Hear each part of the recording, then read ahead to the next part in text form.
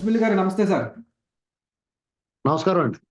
Sir 1998లో సుప్రీంకోర్టులో ఒక తీర్పు వచ్చింది. ఏంటంటే ఈ అవినీతి కేసుల్లో ప్రజాప్రతినిధులు ఎవరైతే ఎమ్మెల్యేలు ఎంపీలు ఉన్నారో వాళ్ళకి ఇమ్యూనిటీ ఇస్తూ కేవలం ఐఏఎస్ ఐపీఎస్ ఆఫీసర్లు మాత్రమే శిక్షించాలి, ఆ కేసుల్లో వీళ్ళని పెట్టకూడదని రూలింగ్ ఇచ్చారు. ఆ రూలింగ్ని కొట్టేస్తూ లేదు ఎమ్మెల్యేలు ఎంపీలు కూడా వాళ్ళు శిక్షార్హులే, వాళ్ళు ఫోర్స్ చేస్తేనే కలెక్టర్లు చేస్తారని సుప్రీంకోర్టు చారిత్రాత్మకమైన తీర్పు ఇచ్చింది. Sir me what is your take sir? అంటే మీరు ఎలా చూస్తారు ఈ తీర్పుని? ఆ విషయంలో మనం సుప్రీంకోర్టు తీర్పుని ఆహ్వానించాలండి. అయితే ఈ దేశంలో అత్యున్నత న్యాయస్థానం కాబట్టి అత్యున్నత న్యాయస్థానం కూడా ఏదో రాజకీయ విశ్లేషకుల్లాగా ఇలాంటిది ఇచ్చేసి ఊరుకోకూడదు, దాని అమలయ్యేలా కూడా చూడాలి. ఇప్పుడు అవినీతి పరులు, రాజకీయ నాయకులు, అక్రమాస్తుల కేసులు, రాజకీయ నాయకుల మీద ఉన్న కేసులు 1 సంవత్సరం లోపల చెప్పేయాలో తేల్చేయాలన్నారు. ఏం తేల్చారు? అలా చెప్పి 10 ఏళ్ళు అయింది. అలా మాట చెప్పేసి ఊరుకుంటే అలాగా? దాన్ని అమలు చేయాల్సిన వాళ్ళు ఎవరో యంత్రాంగమే కదా. ఆ యంత్రాంగమే కాదు రాజకీయ నాయకులు కూడా అని మళ్ళీ ఆ యంత్రాంగానికి వెసులుబాటు ఇచ్చారు. ఇప్పుడు మనకి అలాగా పరస్పరం విరుద్ధంగా ఉంటున్నాయి వాళ్ళ. అంటే ఏదైనా అంటే న్యాయస్థానాల గురించి కామెంట్ చేయకూడదు అంటారు. మరి ఇలాంటివన్నీ చేస్తుంటే కామెంట్ చేయకుండా ఎందుకు కూర్చుంటారు? ప్రజాస్వామ్యం కదండి, ఎవరి గొంతు ఎవరు నొక్కలేరు. వాళ్ళని కించపరచినంత వరకు, ఎదటి వాడిని హత్య చేయనంత వరకు మనం ఏమైనా మాట్లాడచ్చు. వర్గాన్ని కానీ, మతాన్ని కానీ, కులాన్ని కానీ, ప్రాంతాన్ని కానీ విద్వేషపూరితంగా మాట్లాడకూడదు అంతే. విమర్శ, సద్విమర్శ ఖచ్చితంగా చేయొచ్చు. న్యాయస్థానాల మీద అనుమానం వచ్చేలాగా ప్రవర్తన ఎప్పుడు కళలో కూడా ఈయస మాత్రం కూడా ఉండకూడదు. ఆ అపోహలో అనుమానాలు కలిగేలాగా వ్యవహారం ఎన్ని కేసుల్లో చూడలేదు ఈ మధ్య మీరు. వ్యవస్థల మీద నమ్మకం కలుగుతుంది ప్రజలకి. వ్యవస్థల మీద ప్రజలకు నమ్మకం పోయిన తర్వాత ఈ దేశం ప్రజాస్వామ్యం, ప్రజల మధ్య స్నేహ సంబంధాలు, భావం, సుహృద్భావం, సమతుల్యత దెబ్బతిందా? ఒకరి మీద ఒకరి ద్వేషాలు, ప్రాంతాల మీద విద్వేషాలు పుట్టుకురావా? ఇది గమనించుకోవాలి. ఎందుకంటే న్యాయ వ్యవస్థ అల్టిమేట్. మనకే చట్టసభల్లో శాసనాలు చేస్తారు, దాన్ని అమలు చేయాల్సిన యంత్రాంగం ఫెయిల్ అవుద్ది. లేదంటే రాజకీయ నాయకులు తప్పు చేస్తారు, మనం ఎవరికి మొరెట్టుకుంటాం? న్యాయ వ్యవస్థ. ఆ న్యాయ వ్యవస్థ కూడా కోల్డ్ స్టోరేజ్లో పెడతాయి కొన్ని తీర్పు రిజర్వ్ అని పెడతారు. అసలు అది అర్థమవని విషయం ఏంటో ఎవరికి అర్థం కావట్లేదు. ఇది ఎలాగా? దీని పరిష్కారం ఏంటి? దీని అన్నిటిని మించిన శక్తి ఏదైనా ఉందా? అక్కడ ఎవరిని పెట్టినా ఆడ అలా తయారవుతున్నాడు. ఇప్పుడు వ్యక్తుల తాలూకు విచక్షణతో కూడిన నిర్ణయాలు విచక్షణతో తీసుకుంటారని నమ్మకంతో రాజ్యాంగంలో రాశారు. ఆ వ్యక్తులు విచక్షణ కోల్పోతే, విచక్షణ లేకపోతే అదే కదా చూస్తున్నాం మనం. ఈ దేశానికి ప్రధానమంత్రి, అతను దేశం అంతా తనదే, అన్ని రాష్ట్రాలు అందరూ సమానంగా భావిస్తారని అనుకున్నారు. అలా లేదు కదా. మోడీ గారు గుజరాత్ మీద ఉన్న ప్రేమ ఆంధ్రప్రదేశ్ మీద లేదు, స్పష్టంగా తెలుస్తుంది. అలాగే ఉత్తర భారతదేశంలో ఉన్న రాజకీయ నాయకులకి దక్షిణాది అంటే చాలా చిన్న చూపు, అది ఎవడో చెప్పక్కలేదు, అందరికీ తెలుసు. మరి ఇలాంటి పరిస్థితుల్లో అసలు దీన్ని ఎలాగ, ఈ దేశాన్ని, ఇంత పెద్ద దేశాన్ని రాబోయే రోజుల్లో మనిషిలో స్వార్థం పెరిగిన తర్వాత ప్రాంతీయ భావనలు చెలరేగేలా వీళ్ళ వ్యవహారం ఉంటున్నప్పుడు డెఫినెట్ గా ఇంకొక ఉపద్రవం ఉంటుందండి మన దేశంలో. దీన్ని ఎలా ఎదుర్కొంటారు ప్రజలందరూ? ఒక 25 ఏళ్ళ 30 ఏళ్ళ నాటి దేశంలో ఉన్న రాజకీయ పరిస్థితులు ఇవాళ ఉన్న పరిస్థితులు చాలా తేడాగా కనపట్లేదు. ఆ రాజకీయ నాయకుడు వ్యూహ చతురత మీద, అతని తాలూకు నిబద్ధత మీద, నిజాయితీ మీద, అతని విచక్షణ మీద, అతని నాయకత్వ లక్షణాల మీద రాజకీయాలు నడిచి ఇవాళ వాళ్ళేమో వ్యూహకర్తను పెట్టుకున్నారు, పనికిమాలను పోరంబోగుని తెచ్చుకుంది. వాడు ఎంతసేపు వాడికి వచ్చిన ప్యాకేజ్ డబ్బులు చూసుకుంటాడో, తనకి అప్పచెప్పిన పని తను నిలబడితే ఇప్పుడు అడిగేటికి ఈ పార్టీని గెలిపించాలి, వాళ్ళ లక్ష్యం అదే. ఈ దేశాన్ని రాష్ట్రాన్ని పరిపాలించే వాళ్ళది వాళ్ళు గెలవటంతో పాటు రాష్ట్రాన్ని ముందు తీసుకెళ్ళాలి, దేశాన్ని ముందు తీసుకెళ్ళాలి, దేశాన్ని అభివృద్ధి పథంలో నడిపించాలి, యువతకు ఉపాధి అవకాశాలు కల్పించాలి. ఎన్ని బాధ్యతలు ఉంటాయి వాళ్ళకి. వాళ్ళు ఏం కాదు, మళ్ళీ ఎలక్షన్ ఎలా గెలవాలని చూస్తున్నారు అంతే. మళ్ళీ ఎలక్షన్ ఎలా గెలవాలంటే వాళ్ళు ఇంకో స్ట్రాటజిస్ట్ని పెట్టుకుంటారు, ఆడ పని ఆడు చేసి పోతూ ఉంటారు. ఈ మధ్యలో ఈ మధ్య తరగతి నడ్డి విరిగిపోతుంది.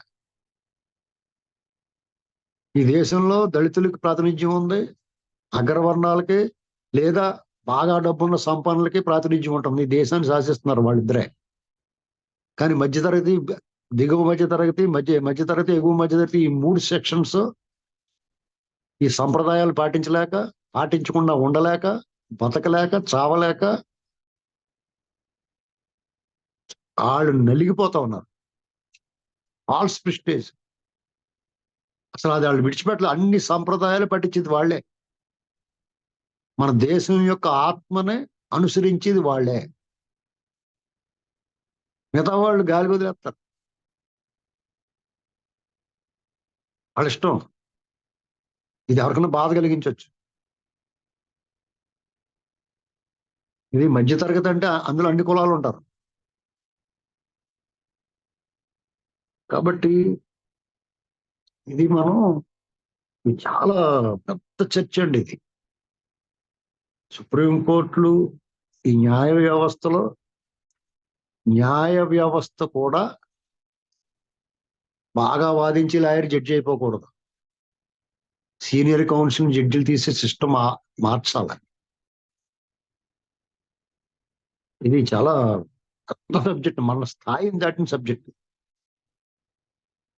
లేదంటే ఇటీవల కాలంలో ఆంధ్రప్రదేశ్లో కానీ దేశంలో కానీ జరుగుతున్న పరిణామాలు చూస్తుంటే న్యాయ వ్యవస్థతో లింక్ అడిపోయి ఉన్నాయి. దర్యాప్తు సంస్థలు, న్యాయ వ్యవస్థలు, రాజకీయ నాయకులు, లేకపోతే నేరస్తులు, లేకపోతే అభియోగాలు ఆరోపించబడిన రకరకాల వీళ్ళందరినీ గమనించి చూస్తే ఒక్కొక్కరికి ఒక్కో విధంగా ఈ దేశంలో అత్యున్నత దర్యాప్తు సంస్థ సిబిఐ ఒక హత్య కేసులో నిందితుడిని అరెస్ట్ చేయలేకపోయింది. ఒక కేసులో ఒక అతను స్కామ్ లో ఇరుక్కున్న అతనికి బెయిల్ రావట్లేదు. సేమ్ అదే కేసులో 300 మంది బెయిల్ వచ్చారు.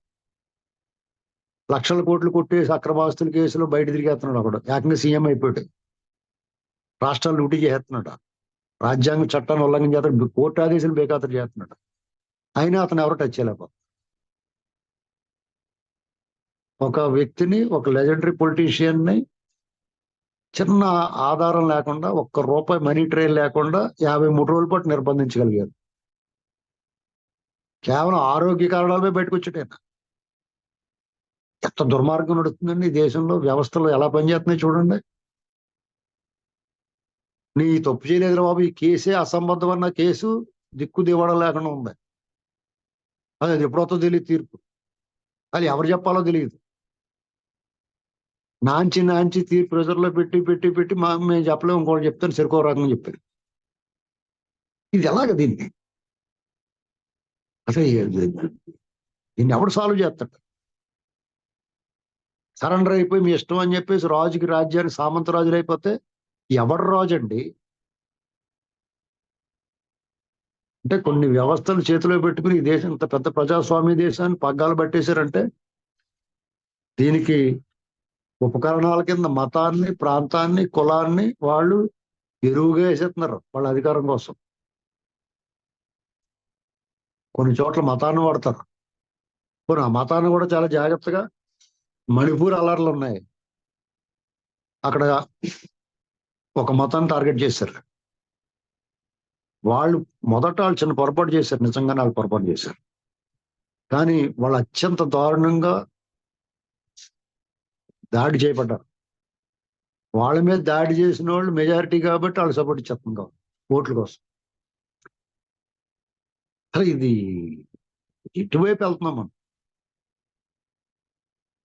దీన్ని చాలా మంది గొంతు చించుకుని మాట్లాడే మేధావులందరూ ఎక్కడ కనపట్లేదు. ఇప్పుడు సెలెక్టివ్ అమ్నీషియా వచ్చింది చాలా మంది.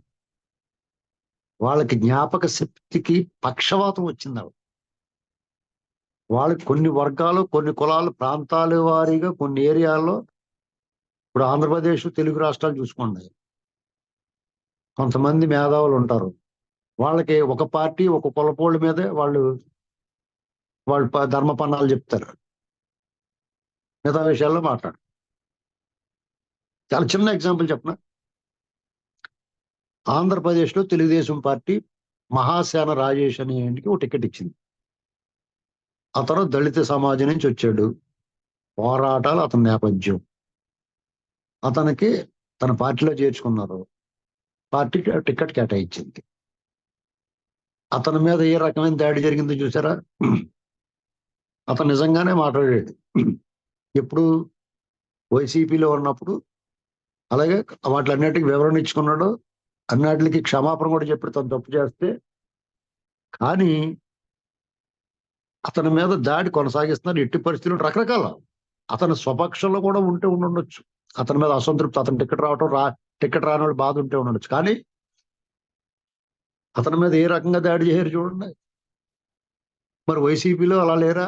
వైసీపీ చేస్తే వీళ్ళకి ఆ సంఘాలకు గుర్తు రాలేదా? ఇది అసలు ఇది ఎక్కడుంది లోపం? అలాగే చంద్రబాబు నాయుడు గారి హయాంలో ఆయన్ని బషీర్బాగ్ కాల్పుల గురించి చెప్తారు. At the same time Mudigonda గురించి కానీ, ముదిగొండలో జరిగిన కాల్పులు కానీ, సోంపేట గంగవరం పోర్టు విషయంలో జరిగిన అల్లర్లు కానీ దీని గురించి మాట్లాడరు. కారంచేడు గురించి మాట్లాడే వాళ్ళు బదిరికుప్పం గురించి కానీ, చుండూరు గురించి కానీ మాట్లాడరు. అసలు ఎక్కడ జరుగుతుందండి ఇదంతా? ఆ సమయానికి ఒక వరజాక్షి మీద దాడి జరిగిపోయింది రెవెన్యూలో అని చెప్పి లపలపలాడిపోయి, నిజంగా ఆవిడకేం అన్యాయం జరగలేదు అక్కడ, అసలు ఆవిడే తప్పు చేసింది. కానీ ఏకంగా రెవెన్యూ ఒక అమరవని చంపేశారు, పీకి నరికేశారు.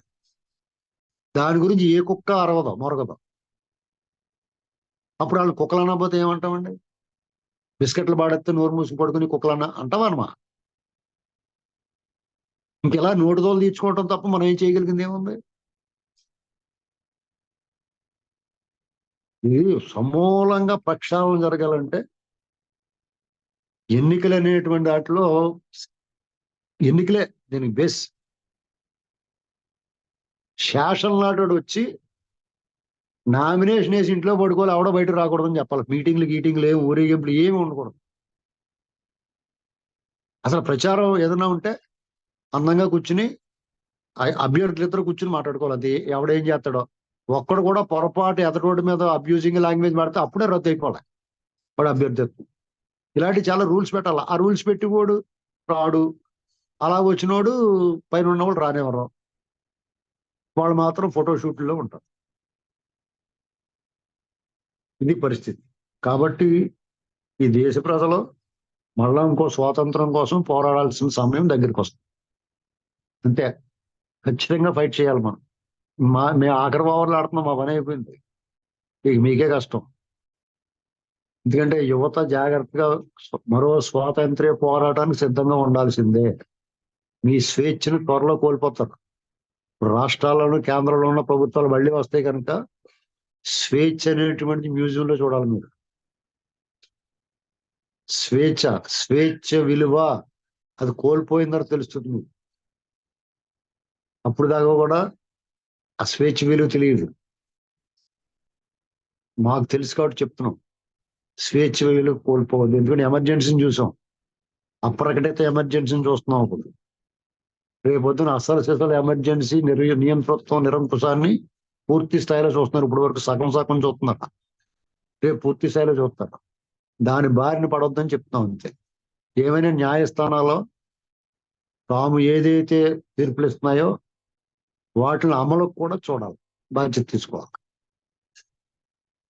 అలా ఒక మాట చెప్పేసి తీర్పిచ్చేసి ఊరుకుంటే కుదరదు. ఇంకంతకన్నా చేసేది మనం చెప్పగలిగింది ఏముంటుందండి? ముందు ఈ ప్రజాప్రతినిధులు కూడా బాధ్యులే అని చెప్పారు.